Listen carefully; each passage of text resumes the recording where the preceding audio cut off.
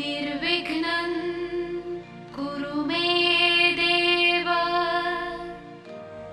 सर्वकार्येषु सर्वदा।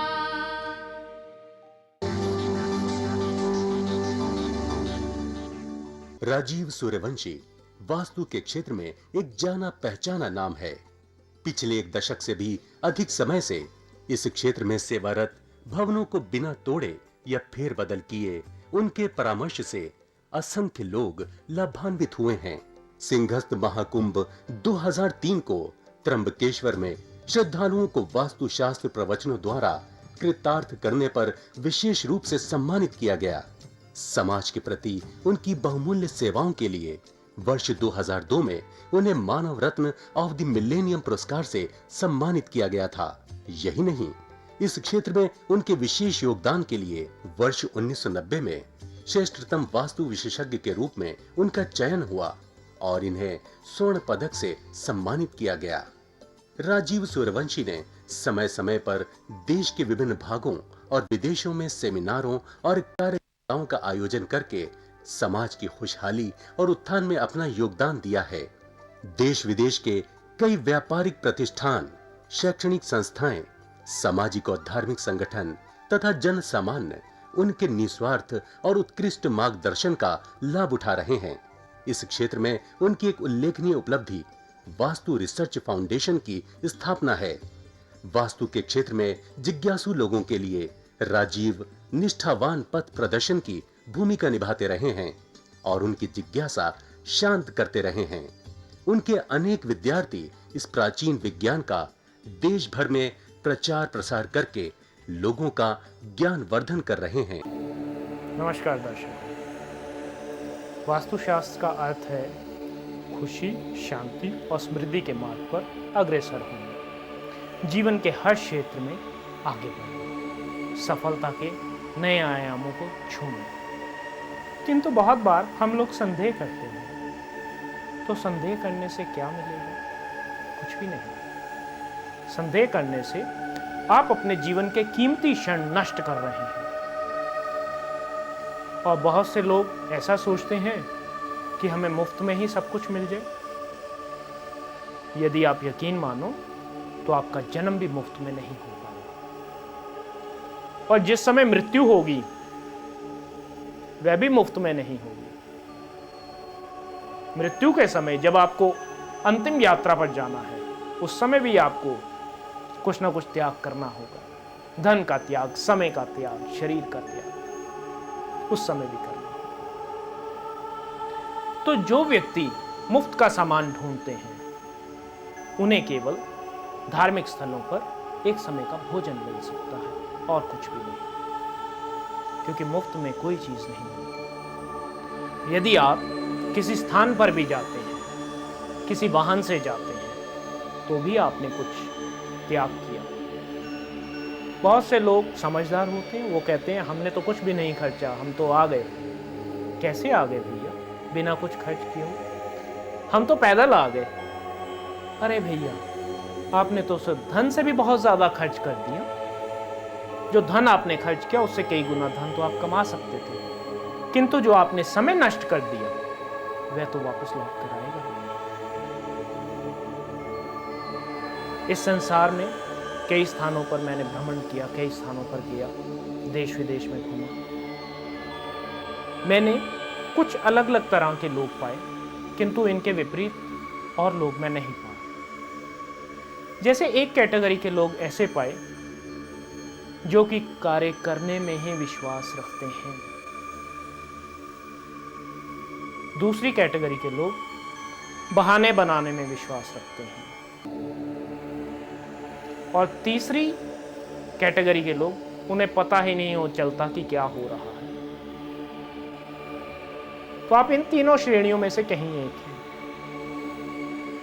यदि आपको जीवन में कुछ पाना है तो आप कार्य करेंगे, आपके पास बहाने नहीं होंगे। यदि आपको नहीं पाना है तो आपके पास बहाने होंगे। कैसे बहाने होंगे? वास्तुशास्त्र मेरे पति नहीं मानते, मेरे पिता नहीं मानते, मेरा भाई नहीं मानता, हमारे पास समय नहीं है, हमारे पास पैसा नहीं है, हम जीवन में कुछ पा नहीं सकते हैं।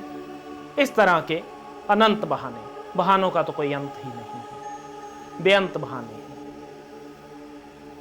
या फिर तीसरी कैटेगरी है जिन्हें पता ही नहीं लगता क्या हो रहा है और क्या नहीं हो रहा है। इधर से दुनिया में प्रवेश किया और इधर से दुनिया से निकल गए, पता ही नहीं चला कब आए और कब चले गए।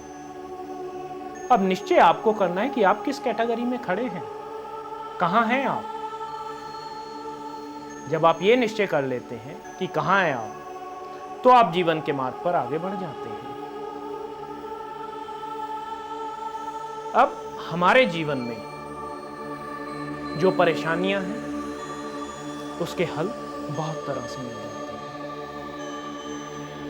या तो आप किसी पंडित के यहां पर बैठे रहो और उनके हिसाब से करते रहो, या तंत्र विद्या के हिसाब से करते रहो, ज्योतिष के हिसाब से करते रहो, या वास्तुशास्त्र के हिसाब से करते रहो। किंतु जिस हिसाब से भी करो उसमें पूर्ण विश्वास के साथ करो, कहीं पर भी संदेह मत करो। और जब आप पूर्ण विश्वास के साथ चलोगे तो आपके जीवन की मुश्किलें खुद ब खुद आसान होती जाएंगी, मंजिलें करीब आती रहेंगी। लेकिन मंजिलों के रास्तों में बहुत सी पगडंडियां होंगी, ठहराव होंगे, आराम गाहें होंगी। उन्हें आप धोखे से मंजिल मत समझ लेना कि वहीं रुक गई, ये हमारी मंजिल है, उसे मंजिल मत समझ लेना। इसलिए पहले अपनी मंजिल का निर्णय कर लो, पहुंचना कहां है, क्या चाहिए जीवन में। अब मेरे पास एक व्यक्ति आए, उन्होंने बोला जी किसी ने मेरे को बोल दिया है कि मेरी उम्र बहुत छोटी है।